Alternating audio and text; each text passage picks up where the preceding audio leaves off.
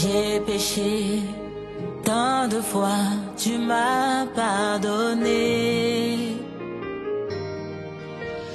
Tant de fois je suis tombé, tant de fois tu m'as relevé. Le mal m'envahissait, je ne me reconnaissais plus. Oh, je me mentais à moi-même, me pensant plus forte que le péché.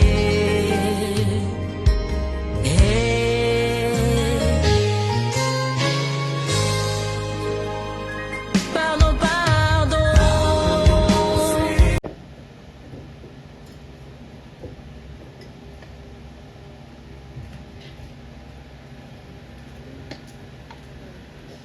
Amen. Voilà. Que l'Éternel soit béni. Je vais introduire cette réunion par une prière. Père éternel, notre Dieu, nous voulons partager ta parole. La Bible dit tout passera, mais ta parole ne passera jamais. C'est pourquoi nous nous mettons devant ce qui ne passera jamais, pour que chacun puisse en tirer profit. Papa, et que cela puisse nous amener jusqu'à l'éternité. Je mélange toute puissance, Seigneur, notre Dieu, de confusion, toute puissance qui nous mettra dans la distraction. Je les brise et je les détruis, je les précipite dans les lieux ténébrés, dans le nom de Jésus qui est notre Sauveur. Amen, amen, amen. Amen, amen. Que Dieu soit béni. Nous allons lire dans le livre de... Nous avons un seul verset. On va développer. Le verset que tout le monde connaît. Romains 1, 16. Beaucoup de gens connaissent ça et on peut réciter ça par cœur. Amen. Amen. On va le lire et après nous nous lèverons pour proclamer, pour acclamer la parole de Dieu. Un verset que tout le monde connaît. Amen. Amen. Romains chapitre 1, verset 16. Est-ce que l'assemblée y est? Romains chapitre 1, verset 16.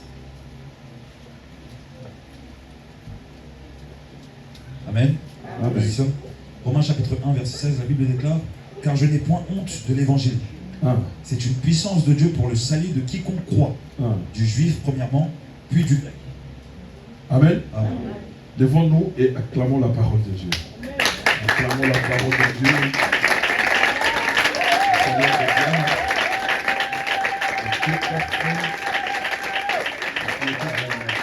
Amen.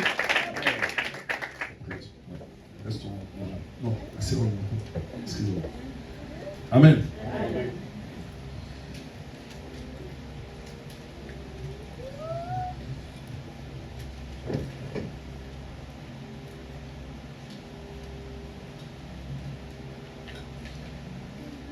Une fille avait toujours la honte de présenter sa mère au monde. Donc, c'est-à-dire à ses copines, à ses camarades, à ses collègues. Je crois que nous connaissons l'histoire. Amen. Cette fille-là avait toujours honte de présenter sa maman. Donc, ce qu'elle faisait, elle pouvait s'en passer de sa mère ou les cacher, ou la cacher pour que les autres ne puissent pas comprendre qu'elle était sa mère. Amen. Et ce qui le faisait faire cela, c'était la honte de la physique de sa maman. Elle avait honte de la physique de sa maman, alors elle ne voulait pas présenter sa mère.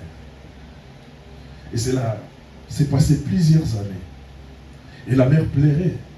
Comment une fille que j'ai mis au monde, une fille que j'ai tout donné, l'affection, je l'ai nourrie, j'ai tout fait pour elle, mais arrivé à un certain âge, c'est moi qu'elle rejette. La maman avait des soucis. Quand la fille recevait des amis au salon, la maman devait être dans la chambre ou la cuisine. La maman pleurait tout le temps. Mais un jour, la maman est venue voir sa fille. Elle a demandé pourquoi tu me rejettes toujours. Qu'est-ce que je t'ai fait du mal? Dis-moi aujourd'hui, j'aimerais le savoir. Il a décrit sa mère par rapport à sa physique. Il a dit, c'est pour cela que je ne t'aime pas. Amen. La maman était debout quand sa fille, lui disait toutes ces choses. Du coup, la maman s'est assise. Elle a commencé maintenant à rencontrer une histoire à sa fille. Elle a dit, tu avais encore 2-3 ans. Tu étais dans ta chambre, moi j'étais dehors, à l'extérieur de la maison. Il y a eu un incendie. L'incendie a fait en sorte que ça a commencé à partir de la chambre là où tu étais. Et je me suis précipité pour aller te récupérer parce que tu es mon sang. M'arrivé là-bas, l'incendie a pris une grande intensité. J'étais obligé de te couvrir, de t'émailler pour que tu ne puisses pas être brûlé. Donc j'ai donné ma face, j'ai donné mon dos. C'est pourquoi tu vois ma face aujourd'hui, comment elle est. Et mon dos, elle a enlevé ses habits, elle a montré le dos à sa fille. C'est pourquoi je suis comme ça. C'était pour te secourir, te sauver toi qui étais dans ta chambre. La beauté que tu as aujourd'hui, c'est parce que moi j'ai donné ma face. Au fait que ça puisse être consumé, c'est pourquoi tu es ce que tu es. La vie que tu as aujourd'hui, c'est parce que j'ai donné mon dos. Que ça soit consumé par le feu, c'est pourquoi tu es ce que tu as, la vie que tu as. Lorsque sa fille a entendu toutes ces choses-là, elle s'est écroulée, elle a commencé à pleurer. Elle a compris que si je vis, c'est à cause de cette dame-là. Si je suis ce que je suis, c'est cette dame-là. Elle a commencé à pleurer et demander pardon à sa mère. Cette histoire nous fait entrer directement dans Romains 1,16. Amen. Amen. Ça va nous aider. Amen. Amen. Nous avons un seul verset. Je ne sais pas si ça sera long. Paul dit, je n'ai point honte de l'évangile. Amen. Le premier mot qu'il a fait sortir, qui m'avait touché lorsque je lisais ça, c'était la honte. Amen. La honte. La mission de la honte pour nous, enfants de Dieu, parce que cette parole est donnée à ceux qui sont enfants de Dieu. La mission de la honte, quand il vient dans notre vie, pour mettre une séparation entre nous et Dieu. Amen. La première fois que le mot honte a été cité dans la Bible, c'était dans Genèse 2, 25.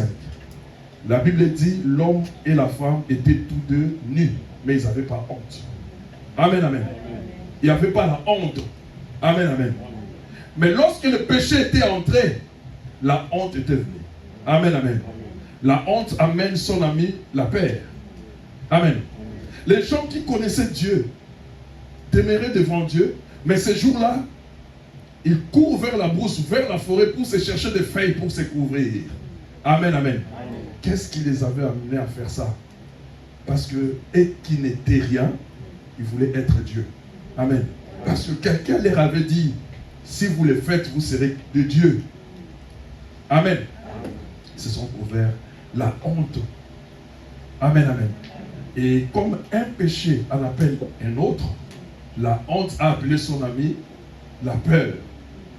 Et quand Dieu le cherchait, il dit non, nous avons peur et nous sommes cachés. Amen, amen. La peur va amener encore d'autres péchés parce que, voulu ou pas, un péché en appelle un autre. Amen. C'est lui qui pêche. Il est habitué à faire un péché, ça va appeler notre ami, l'autre ami appellera l'autre, et après un certain temps, tu seras rempli. Tu seras comblé et ton nom sera maintenant le péché. Amen. Tu ne seras plus un pécheur, mais tu deviens péché. Alors, qu'est-ce qui produit la honte? Nous savons tous, c'est le péché, parce que le péché est l'instrument que le diable, la honte est l'instrument que le diable utilise détruire. J'aimerais que chacun, ce matin, parce que la majorité c'est la jeunesse, puisse combler ou couvrir les trous de la honte. Parce que ces trous-là amènent une séparation entre toi et ton Dieu. Amen, amen. Les autres sont séparés de Dieu à cause des amis. Ah non, j'étais avec mes collègues, mes amis, assis me voient prier, tu vois. Amen. La honte là, ça te sépare de Dieu. Mais je vais vous dire, vous qui êtes jeunes aujourd'hui, les amis ou les copines que vous avez maintenant, dans 10 ans, vous les aurez plus. Hein? Amen, amen. Et moi, j'ai eu des copains. J'ai eu des copines. Maintenant, c'est vous qui êtes mes amis aujourd'hui. C'est vous qui êtes ma famille aujourd'hui. Où sont mes amis? Ils sont passés où? Mais Dieu restera toujours à Dieu. Amen. Tu as honte de Dieu à cause de tes amis. Tu as honte de Dieu à cause de ton entourage. Sache-le que dans 10 ans, ils ne seront plus là. Parce qu'ils vont se marier. Ils vont avoir des opportunités. Ils vont voyager. Et vous ne serez plus ensemble. Au cours de l'année, vous allez commencer à vous appeler peut-être une fois. Amen, amen. Quel intérêt de s'accrocher à quelque chose qui disparaîtra dans quelques temps. Mais quand il y avait ses amis, Dieu était là. Mais quand ses amis partiront, Dieu sera là. Mais la honte te laisse t'enfoncer. Amen. La honte t'éloigne de Dieu. Et quand tu t'éloignes de Dieu, ça crée ce que nous appelons la mort. Amen, amen. Tu vas me lire Marc 8, 38. On a un seul verset. Mais j'ajoute, c'est comme si on fait des sandwichs. Il y a le pain, mais il faut ajouter des trucs dedans. Amen. Allons-y. Marc 8, 38.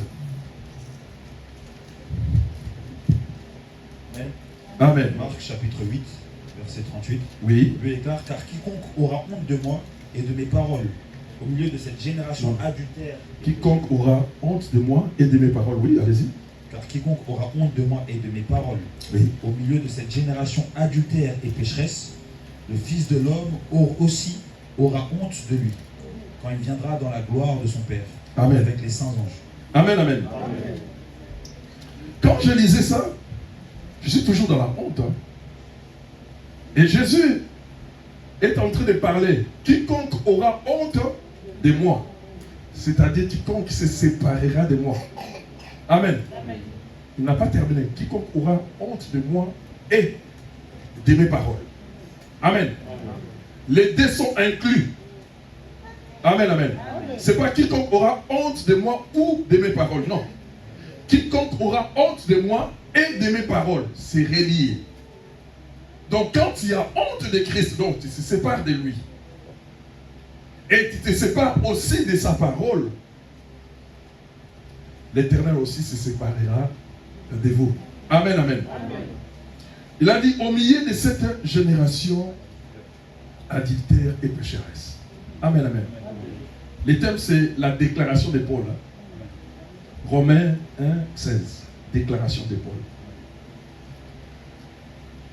Alors, quand je lis encore au milieu de la génération adultère et pécheresse, je vis ça un peu bizarre encore. Parce que l'adultère, c'est un péché. Et puis, le péché encore. J'essaie de voir qu'est-ce qui se passe dans l'adultère. On dit, adultère, c'est une violation volontaire d'engagement de fidélité envers dans les mariages, on peut dire. Amen. Violation volontaire de l'engagement de fidélité. Amen. Dans un mariage. Or, vous et moi, nous sommes mariés à qui? À Christ. Amen. Amen. Amen. Donc, c'est-à-dire que nous sommes infidèles. Amen. Quand tu as honte, tu te sépares de Dieu à cause de ton infidélité. Amen. Et aussi de la génération pécheresse. Donc nous faisons partie de cette génération-là qui est infidèle et qui vit dans les péchés. C'est la raison pour laquelle Jésus a regardé vers la nation ou vers les nations. Parce que Jésus était venu pour les Juifs. Mais il a remarqué que ce que faisaient les Juifs, c'est la même chose que ce que font les nations. Il a dit, ça sert à quoi que j'appelle le Juif mon peuple? Ça sert à rien. Les salut maintenant est pour tout le monde. Amen. Les salut est maintenant pour quiconque croit. C'est pourquoi Jésus s'est tourné vers la nation et vers tout le monde. Et nous avons l'infidélité d'Israël a fait aujourd'hui que nous puissions nous rapprocher de Jésus. Amen. Si Israël était fidèle, on n'allait pas s'approcher de Jésus. Parce qu'ils ont été infidèles. Amen, amen. Et l'infidélité, Dieu les condamne. C'est lui qui aura honte de Jésus, ou d'évangéliser, d'annoncer sa parole, de dire son enseignement quelque part. Il crée ce que nous appelons la séparation parce qu'il est infidèle. Et on l'associe avec cette génération de pécheurs. Amen, amen. Amen. La Bible dit, c'est lui qui aura honte de moi et de mes paroles au milieu de cette génération adultère et pécheresse. Moi aussi j'aurai honte de lui. Suite quoi? Dans la gloire. Le Fils de l'homme aura aussi honte de lui quand il viendra dans la gloire de son Père. Quand il viendra pour prendre son épouse, il ne te regardera pas parce qu'il aura aussi honte de toi. Donc c'est-à-dire, lorsque nous mettons la honte devant nous, parce que le monde nous regarde, parce que nous avons un ami que nous attachons plus comme si on va pas, nous n'allons pas nous séparer un jour. Comme si cet ami-là, s'il n'est pas là. Moi, j'ai eu la grâce de grandir avec des amis comme ça. Que s'il n'est pas là, je me sens comme je suis... il y a une partie de moi qui manque. Des amis garçons. Hein? Et l'ami de l'autre côté, s'il ne me voit pas, il va venir me chercher. C'est comme une partie. Nous, on est grandi comme ça, avec des amis comme ça. Donc, ce qui fait que chaque jour, on était ensemble. Amen, amen. Mais on ne savait pas qu'un jour, on allait faire cette séparation. Amen, amen. C'est pourquoi je vous dis, n'ayez pas honte. N'ayez pas honte. Cette fille-là a eu honte de sa maman. Il a créé une séparation avec sa mère. Et pendant le temps de séparation, sa mère a beaucoup souffert. Amen, amen. Dieu souffre lorsque nous nous séparons. Mais il souffre pas pour lui, mais pour nous. Parce qu'il sait que nous traçons une voie qui nous amène à la perdition. Amen, amen, amen. Nous sommes infidèles. Nous sommes mariés à Jésus. Mais nous n'avons pas montré la fidélité. Nous avons eu honte de lui. Et il aura aussi honte de nous lorsqu'il viendra dans sa gloire. Amen. Amen. Et ce verset nous dit, je n'ai point honte de l'évangile. Je me suis arrêté à l'évangile. Amen. L'évangile, c'est quoi? C'est le message chrétien. Amen. L'évangile, c'est un livre qui contient la vie de Christ et ses enseignements. Et c'est lui qui évangélise. Il est évangéliste. Amen, amen. Amen. Donc tous, nous sommes des évangélistes parce que la Bible dit, allez faites de toutes les nations mes disciples. Donc Christ nous envoie d'aller annoncer la parole de Dieu, d'aller évangéliser. Quand tu regardes à tes côtés, tu verras qu'il y a une chaise vide. Amen, amen. Donc il y a un travail à faire pour combler à cet endroit. Et la Bible nous dit dans le livre de Ephésiens 4:11, qu'on ne va pas lire, l'évangéliste est là pour la perfection, le perfectionnement des saints en vue de l'œuvre du ministère. Amen, amen. Donc il est en train d'équiper, c'est lui qui évangélise, il est en train d'équiper les enfants de Dieu ou les peuples de Dieu en vue de l'accomplissement de leur service. Amen. Amen. Quand nous venons à Dieu, tout un chacun, personne ne peut dire que je viens parce que je suis un spectateur, regarder les autres et rentrer. Non, amen. Là tu passes ton temps. Amen. Quand nous venons pour un service, un travail, et dans ce travail-là, chacun doit être outillé. Il doit porter quelque chose, c'est-à-dire la parole, pour bien faire ce travail-là. Amen. Et si tu ne portes pas la parole, ça sera compliqué. Amen, amen. Amen. Et quand nous portons cela, c'est pour construire ce que nous appelons les corps du Christ. Amen, amen. Amen. Le corps du Christ, c'est quoi? L'ensemble de tous les croyants nouveau-nés éparpillés dans le monde entier. Amen, amen, amen. Donc, c'est-à-dire, nous devons bannir la honte et évangéliser pour amener les croyants à constituer le corps du Christ.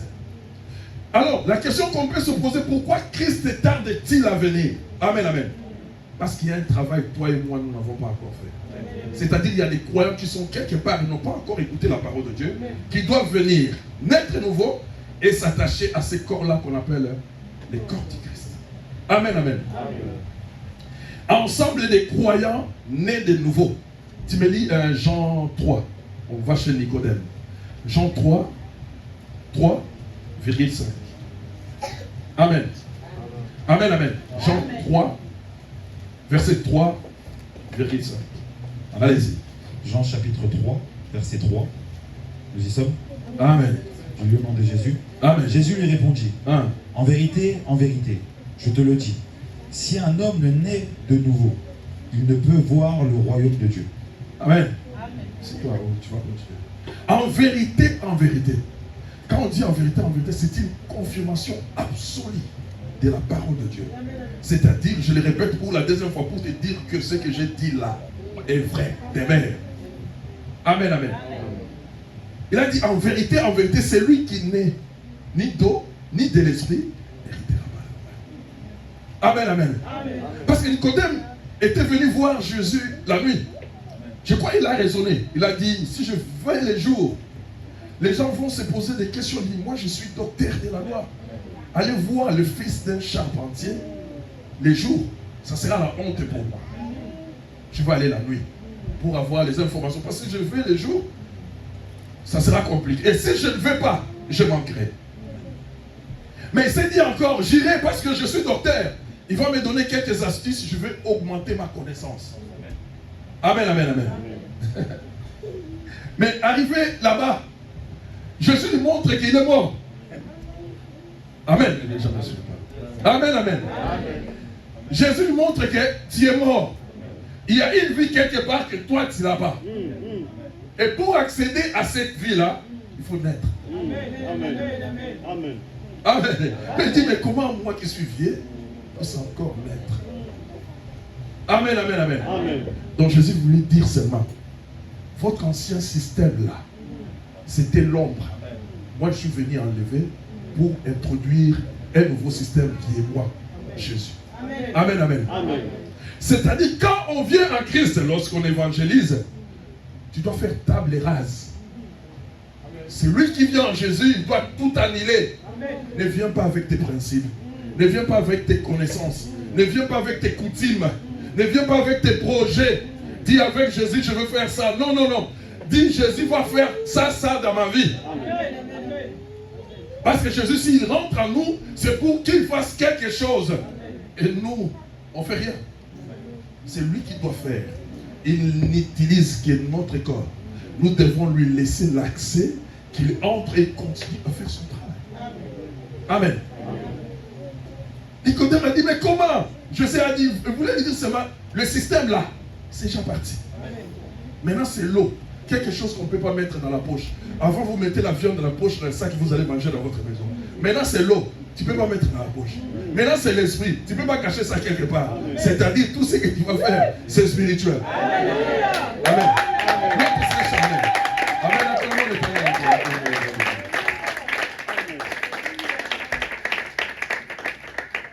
Amen, amen. Il avait une vision de Jésus quand il venait. Je vais aller quand même, il est le fils de charpentier. Je vais aller vers le fils de charpentier parce qu'il fait des miracles. Je vais voir des astuces. Comment il fait? Amen, amen. Amen. Ma soeur, mon frère, pour l'évangélisation, nous devons avoir une autre vision de Jésus. Jésus n'est pas le fils de charpentier. Jésus est sauveur. Jésus est Seigneur. Amen. Amen. Jésus est sauveur et il est Seigneur. Quand je parlais à la formation de baptême, je disais, beaucoup d'entre nous, Jésus est pour eux qu'un sauveur, mais il n'est pas Seigneur. Sauveur, pourquoi? Parce que Quand on t'attaque la nuit, tu dis au nom de Jésus. Parce que tu appelles ce nom pour qu'il vienne te sauver. Et tu peux publier partout dans le monde, Jésus m'a sauvé, m'a libéré. Pour toi, il est sauveur. Mais quand on regarde ta vie, mais dans ta vie, il n'est pas Seigneur. Parce que pour que Jésus soit Seigneur dans ta vie, tu dois obéir à la parole de Dieu. Amen. Amen. Tu dois marcher selon ses principes. Tu dois faire ce que lui, il veut. Amen. Et ce qui fait que Jésus, dans ta vie, il n'est que sauveur. Et quand il n'est que sauveur, c'est incomplet. Amen. La Bible déclare, lorsque les enfants d'Israël sortaient de l'Égypte, il a dit, vous mangerez l'agneau en entièreté. Vous ne laisserez rien. La parole de Dieu, on le prend en entièreté. On ne laisse rien jusqu'au matin. Amen. Amen. Moi, j'aime les gens, quand je leur parle de la parole de Dieu, même s'ils ont mal, ils viennent vers moi. Amen. Amen. Parce que tu as mal, tu viens vers moi. Je sais que tu aimes Dieu. Amen. Amen. Amen. Si tu me fuis, tu fuis Dieu. Parce que moi, je ne négocie pas dans la parole de Dieu. J'arrondis pas les angles pour te faire plaisir. Je ne le ferai jamais. Jamais. Parce que moi, on ne m'a pas appris ça. On ne m'a jamais fait ça. Moi, si tu viens, je te dis la vérité, alors c'est toi de faire le choix. Mais si tu as le Saint-Esprit, tu viendras encore vers moi. Ça, je sais. Amen, amen. Amen. La parole de Dieu, on ne marchande pas. On dit, il faut manger en entièreté. Même si on te critique, mais si tu es dans les vrais, les critiques sont nulles. Amen, amen. Amen. Parce que le Seigneur va prendre ça en charge. Amen. Amen. Amen, amen. Alors, donc c'est-à-dire que nous devons évangéliser pour que le corps de Christ soit complet. Et lorsque le corps de Christ est complet, c'est alors qu'il aura l'enlèvement. C'est alors que nous allons partir là où on chante, on a beaucoup chanté. C'est alors que ces choses-là viendront s'accomplir dans nos vies. Amen. Amen. Pourquoi? Parce que nous avons fait un travail et l'Éternel dit après le travail c'est le repos. Amen. Ma soeur, mon frère, tu as fait quel travail? Toi, tu as fait quel travail pour Dieu? Amen. Amen. Tu te donnes toujours à ce qui t'appartient. Tu regardes toujours à ton travail. Tu regardes. Si tu vis comme ça sur cette terre, tu n'auras pas le temps de servir l'Éternel. À César ce qui est à César, à Dieu ce qui est à Dieu. Jésus l'a dit. Donc tu vas faire le deux. Tu réponds à César et tu fais ce qui est à Dieu. Jésus paie l'impôt. Hein. Quand on demandait l'impôt, il dit, va pêcher un poisson, tu vas voir l'argent là-bas et tu vas payer. Amen. On pêche un poisson, on ouvre la gueule, on voit l'argent, on va payer l'impôt. Amen. Parce qu'il devait rendre compte à César. Nous devons, nous, rendre compte à César. N'oublions jamais notre Dieu parce que le souffle de vie que nous avons, ça vient de lui. Et cette fille-là, lorsque sa mère a dit, si tu vis aujourd'hui, c'est parce que j'ai donné ma vie. J'ai donné mon apparence. Si tu as cette apparence-là meilleure, c'est parce que moi je vous donne la mienne. L'enfant a pleuré. Il a dit, maman, je ne savais pas, j'ignorais tout ça. Tu es ma mère, tu le resteras. Amen. Nous devons composer les corps de Christ en évangélisant la parole de Dieu. Amen. Amen. Alors nous avançons. La Bible dit, je n'ai point honte de l'évangile, c'est la puissance de Dieu. Amen, amen, amen. Paul est en train de déclarer, mais il faut entrer dans la parole. Et lorsque tu entres dans la parole, tu verras que vraiment je suis dans une forêt. Je ne sais pas de quel côté je vais sortir. La puissance de Dieu ne travaille qu'au travers un homme. Amen. Amen. Dieu veut manifester sa grandeur et sa puissance. Il ne le fait qu'au travers un homme, au travers toi, au travers moi. Mais si nous ne servons pas l'Éternel, si nous croisons les bras, si nous ne lisons pas la parole de Dieu, si pendant que nous prêchons, vous êtes en train d'imaginer d'autres choses, tu es en train d'envoyer des textos, tu es en train de faire n'importe quoi, comment sauras-tu travailler avec Dieu, avec sa puissance? Impossible. Amen, amen. Amen. Jérémie 1:10.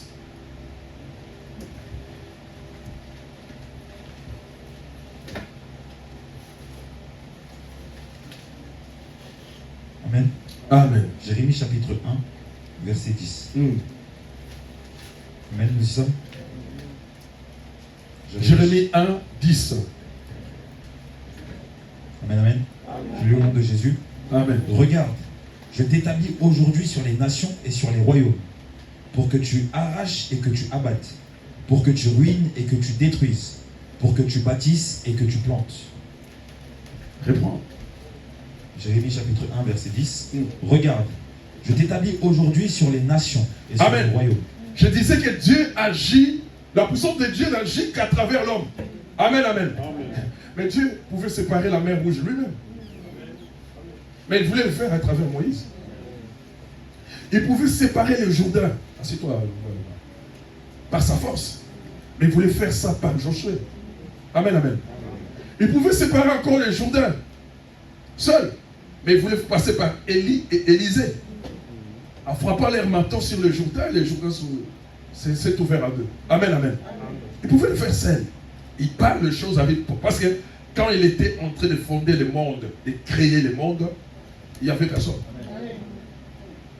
La Bible dit que l'eau se sépare, l'eau s'est séparée. Donc il est capable de ça. Il a dit, bon, je vais tirer entre les eaux la terre. Il a tiré les eaux. La terre que nous vivons, c'est entre les eaux que Dieu l'a tirée. Il n'y avait personne. Amen, amen.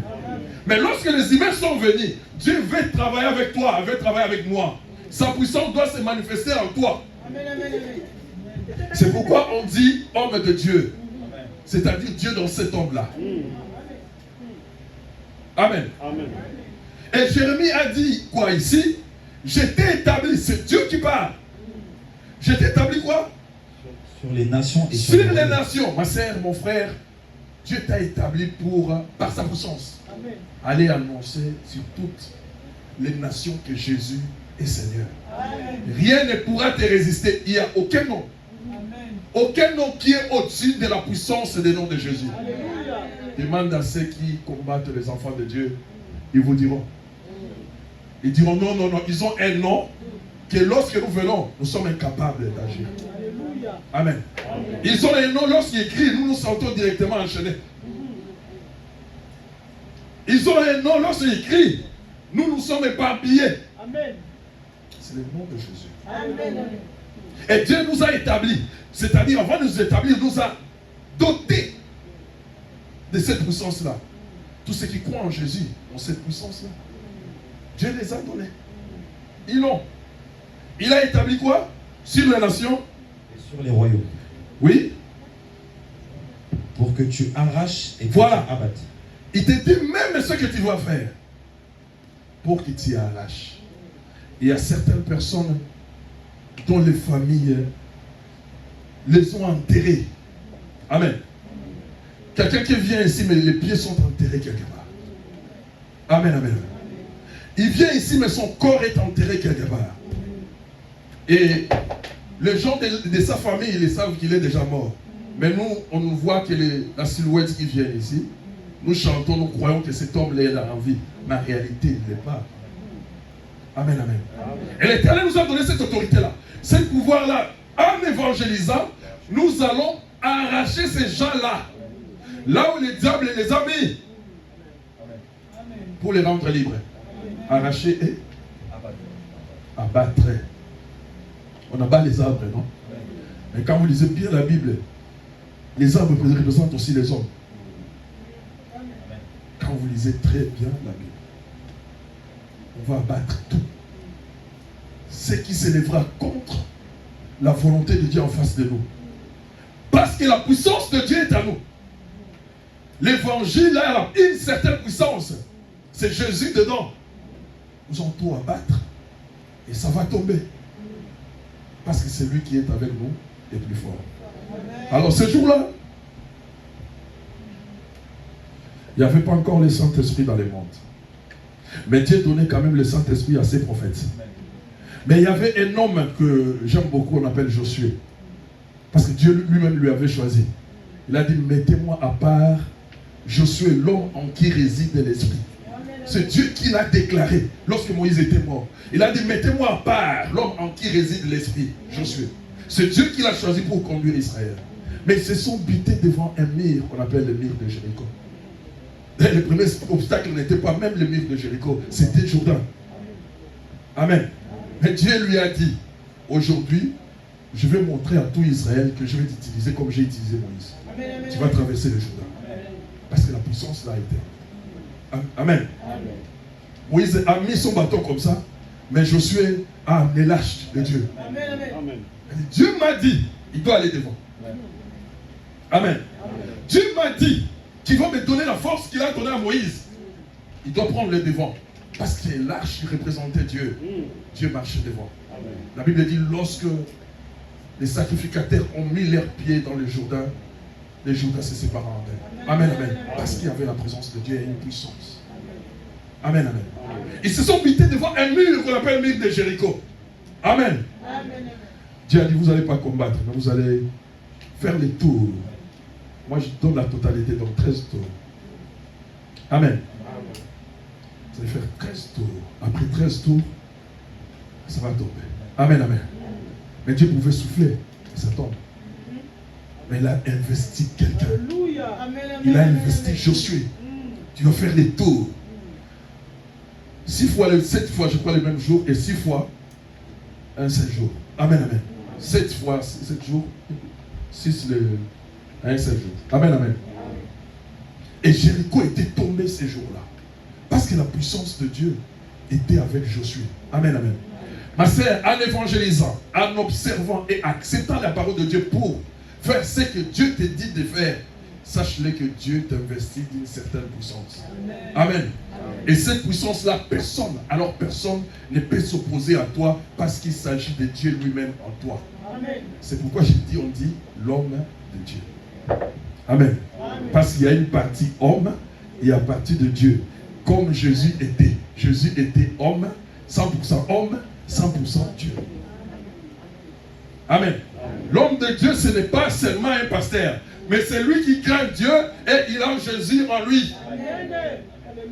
Je dis l'homme avec grand H. Donc ça peut être aussi une fois. Amen, amen. Alors continuez. Pour que tu ruines et que tu détruises. Voilà. Tu ruines et détruises, continue. Parce que pour que tu bâtisses et que tu plantes. Verset 11. Non, on arrête là. Donc il t'a donné aussi le pouvoir de détruire. Amen. Amen. Quand Josué est sorti de Jéricho, il a maudit Jéricho. Amen. Amen. Parce qu'il a cette autorité-là. Il a ces pouvoirs-là. Il a dit jamais, cette ville sera relevée. Celui qui les battra, ça sera au prix de son premier-né. Et ceux qui ont fait la tête sont venus là pour rebâtir cette ville-là. Ils ont perdu leurs enfants. Amen. Parce qu'il a l'autorité, là, ce pouvoir-là de détruire. Les enfants de Dieu ont le pouvoir de détruire si nous ne faisons pas de telles prières, parce que nous avons l'amour dans le Seigneur. Amen. Le Seigneur a manifesté l'amour. Nous avons péché, nous avons fait de mauvaises choses. Il ne nous a pas fait, il nous a pas tués. Il ne nous a rien fait, mais il nous a pardonné. Nous aussi, à notre tour, nous le faisons ainsi. Amen. Sinon, même dans la Bible, tu peux faire des choses que celui qui te fait du mal, il rencontre la puissance de Dieu. Ça y est dans la Bible. Amen. Alors, donc c'est-à-dire, Dieu aime utiliser, il veut utiliser quelqu'un, il veut utiliser l'homme, mais en mettant en lui sa puissance. Amen. Je n'ai point honte de l'évangile, car c'est une puissance de Dieu. Amen, amen. Cette puissance dans l'homme, dans celui qui est parti évangéliser, pour que le monde soit converti. En lui, Dieu met cette puissance-là. Amen. Amen. Alors, pour le salut de quiconque croit. Ah, le salut. Il faut annoncer le salut partout. Nous savons que la religion chrétienne est une religion du salut. C'est-à-dire entièrement basée sur le fait que l'homme, totalement voué à la chute par la mort et à la perdition éternelle, a besoin d'être racheté.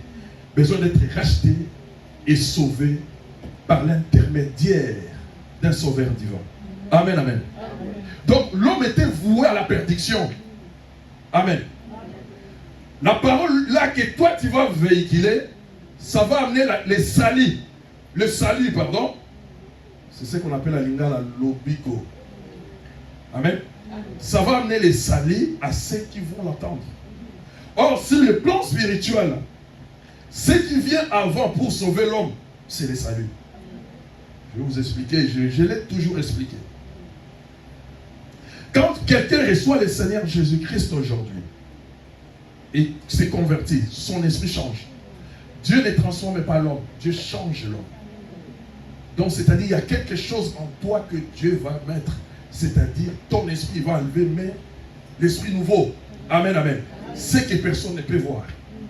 C'est pourquoi la Bible dit, si quelqu'un est en Christ, il est devenu une créature nouvelle. La création, cette création nouvelle-là, c'est par rapport à son esprit. Mais quand vous les regardez, c'est la même personne. Il fait les mêmes ajustements. Mais son esprit, Dieu l'a changé. Amen. Et quand le salut est proclamé, c'est la première chose qui vient dans la vie de quelqu'un. Lorsque le salut est proclamé, si tu meurs le même jour-là, là, tu vas en Jésus. Amen, au paradis. Amen, amen. Mais si tu ne meurs pas, mais on t'a proclamé le salut, tu dois commencer chaque jour à entretenir le salut. C'est comme une voiture, c'est comme un habit, c'est comme quelque chose que tu as de plus précieux que tu vas entretenir ça chaque jour. Parce que tu ne sais pas à quelle heure le propriétaire viendra pour te demander les comptes. Amen. Amen. Et si le salut n'est pas entretenu, tu es sale. Tu as perdu ton salut. Amen. Tu es sale et tu perds ton salut. Il ne faut pas dire non, on ne perd pas les saluts, on les perd. Amen. On peut perdre son salut de la manière d'agir et de faire. Et nous sommes là pour annoncer, pour que les gens là qui étaient dans les ténèbres viennent dans la lumière. Le salut en Jésus. Amen. Lis que nous connaissons. Luc 19, 10. Nous connaissons tous. Je vous donne les basiques. Si tu as ça, tu es tranquille. Si tu connais ça, tu es nommé-le.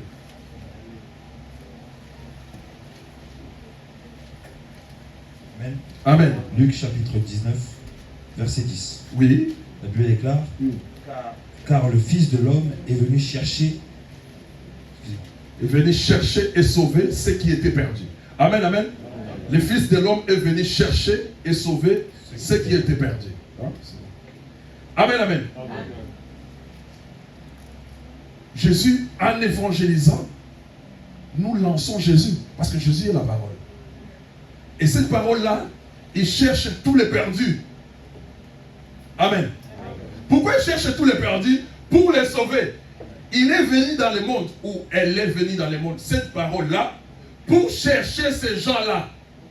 Ce que nous avons été avant. Et si nous avons l'amour, nous devons les manifester aux autres qui n'ont pas encore le Seigneur. Aux autres qui n'ont pas encore le Seigneur. Amen. Sinon, ceux qui sont en face de nous, ou à côté, ou nos voisins, risqueront de perdre le salut, risqueront de passer de l'autre côté, au lieu de recevoir le salut parce que nous l'avons. Nous pouvons les transmettre. Les choses de Dieu, c'est comme la nourriture. Tu manges, tu peux donner à quelqu'un d'autre. Si lui, il les sent bon, il va manger, il va donner à quelqu'un d'autre. S'il les sent bon, il va manger, il va donner à quelqu'un d'autre. Personne ne peut prendre la parole de Dieu et s'accaparer avec. Amen, amen. On va te demander des comptes dans le Seigneur. Vous connaissez un riche qui voulait partir en voyage, il a laissé l'argent pour ses serviteurs. Au dernier, il a laissé un denier. Amen. Le dernier a dit, non, le roi, mon serviteur est méchant, je vais enterrer ça. La Bible dit, on l'a arraché, même ce qu'il avait. Amen, amen. Parce qu'il n'a pas fructifié. Ce que nous avons, nous devons les fructifier pour que le Dieu de gloire se glorifie. Amen, amen. Si nous ne les fructifions pas, il ne se glorifiera pas. Amen, amen. Alors certaines personnes peuvent dire que non,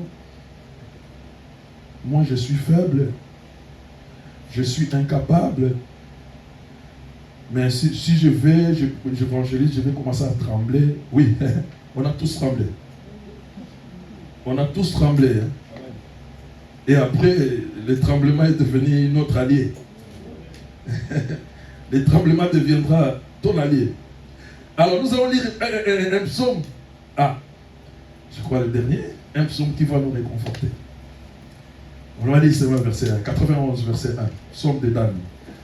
Voilà. C'est Dan qui aime ce psaume.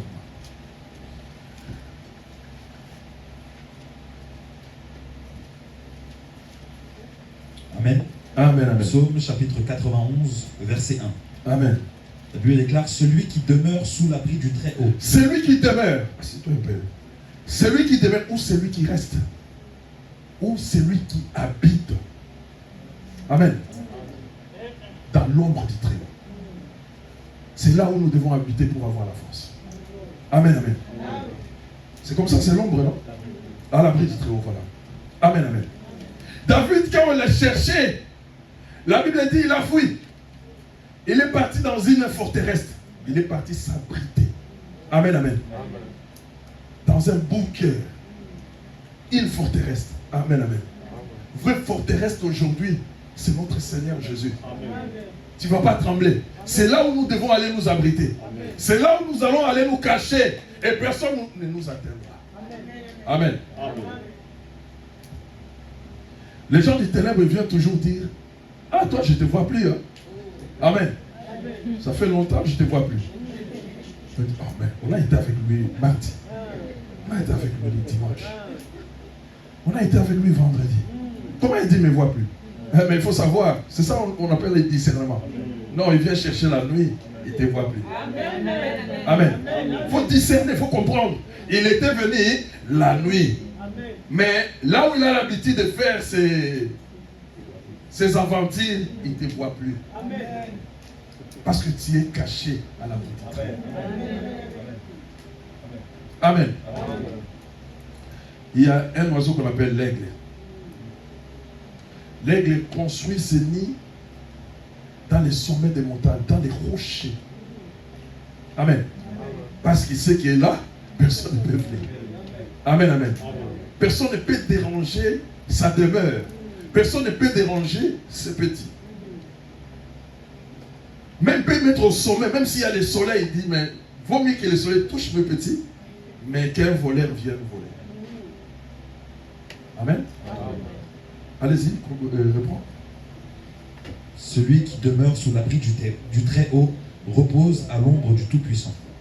Sécurité, l'ombre du Tout-Puissant, comme notre forme de sécurité. La Bible dit, lorsque Marie était enceinte, la Bible dit ceci: Marie, tu seras enceinte, le Saint-Esprit sera sur toi et te couvrira de son ombre. Oh, le Saint-Esprit, c'est Dieu. Le Saint-Esprit, c'est Jésus. Il a couvert Marie de son ombre. Donc, c'est-à-dire, Marie était devenue intouchable. Amen, amen. Amen. Parce qu'il y avait l'ombre du Tout-Puissant qui le couvrait. Et celui qui est dans l'ombre du Tout-Puissant, il est aussi intouchable. C'est pourquoi quand tu es musicien, tu peux faire des cantiques. Amen. Il y a plusieurs moyens de faire des cantiques dans la Bible. Tu ne peux pas ouvrir les fenêtres pour entendre ce que les autres chantent. Non. Si tu entres dans la parole de Dieu, tu commences à analyser. Ah, mais ça c'est sujet. Je vais composer ici. Le Saint-Esprit va te couvrir de son ombre et l'enfant qui sortira là, on l'appellera le Fils des Très-Hauts. Et quand il te couvre, tu es en sécurité. Tout ce qui sortira de toi, personne ne peut les détruire. Parce que Christ est au contrôle. Amen, amen. Et la Bible dit, la déclaration de Paul: je n'ai point honte de l'évangile. C'est une puissance de Dieu pour le salut de quiconque croit. Quiconque croit. Cette partie-là, on ne force personne. Amen. Quand tu fais l'évangélisation et tu parles de la part de Dieu, on ne pousse pas quelqu'un à croire. Tu émets seulement des paroles. Christ est homme. Il est mort pour toi. Il t'a racheté. Si tu viens en lui, il changera ta situation. Qu'il accepte ou pas, s'il les laisse. Mais comme la parole de Dieu est une sémence, il faut qu'il y ait une pluie qu'on appelle le Saint-Esprit, ça va tomber. La semence qui est dans ton cœur, qui est la terre, le Saint-Esprit qui est la pluie, ça va faire tomber. Et le temps de Dieu, c'est ça encore un problème. Pour que ces grains-là germent, ce n'est pas le temps d'un être humain, c'est le temps de Dieu. C'est pourquoi quand vous évangélisez, certains l'acceptent. Certains n'acceptent pas. Et puis vous les rencontrez 6 mois après. Non, j'ai été déjà évangélisé il y a longtemps. Mais j'ai regardé, non, le Saint-Esprit était en train de faire un travail. Dans le travail dans les cœurs des gens, ça ne nous regarde pas. Je vais terminer par quelque chose que j'ai déjà dit. Je vais le répéter parce que ça va appuyer le message. J'ai parlé d'un homme que Dieu avait envoyé dans un pays où il n'y avait que, dans une contrée, c'est il faut dire, où il n'y avait que des gens incrédules. Amen, amen. Cet homme-là est parti dans la prière. Prière, évangéliser. Prière, évangéliser. Amen, amen. Amen. Prière, il a fait des choses dans la prière. Il a fait beaucoup de temps, le temps qu'il fallait faire, que Dieu lui a donné. Après 70 ans, Dieu lui a dit, la mission est finie. Mais il est sorti là-bas, aucune conversion. Amen. Personne n'a été converti. Il est rentré, mais il était dessus. Mais le Seigneur m'a envoyé. C'était le Seigneur ou bien c'était mes pensées? C'est pourquoi il ne faut pas penser comme ça. Laisse le Seigneur faire ça. C'était le Seigneur ou bien mes pensées? J'ai passé le temps là-bas. Et je n'ai rien vu. Je n'ai pas récolté un fruit pour le Seigneur. Il est rentré. Après quelques mois, un autre évangéliste est parti dans cette ville-là.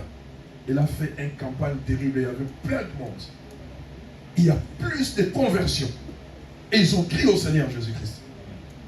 L'homme de Dieu, c'est pourquoi il faut que nous ayons tout le temps chercher le temps d'aller la face de l'Éternel. Poser l'Éternel. Il y a certaines questions que Dieu seul peut répondre. L'homme était capable de donner des réponses à cette question. Il est parti, mais Seigneur, moi j'ai passé le temps, plus que ce monsieur-là, pour faire un travail que tu m'avais envoyé. J'étais dans les gels, la pluie sur mon corps, le soleil, tout ça. Le Seigneur lui a dit, oui, tu as fait un travail formidable. C'est grâce à ton travail que ces gens-là ont crié. Amen, amen. Mais lui, il n'a rien vu. Dieu lui a dit, grâce à ton travail, que ces gens-là sont venus à moi. Amen. Parce que tu as fait un travail remarquable. Amen, amen. Amen. Et aujourd'hui, ceux qui se baptisent aujourd'hui, c'est grâce à Jean-Baptiste. Jean-Baptiste, lui, n'a fait aucun miracle. Amen. Jean-Baptiste a fait 0 miracle dans sa vie. Mais il a appelé les gens à la repentance. Il a amené Jésus et les baptêmes aujourd'hui.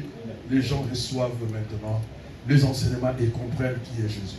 Amen. Acclamons les rois des gloires. Levons-nous.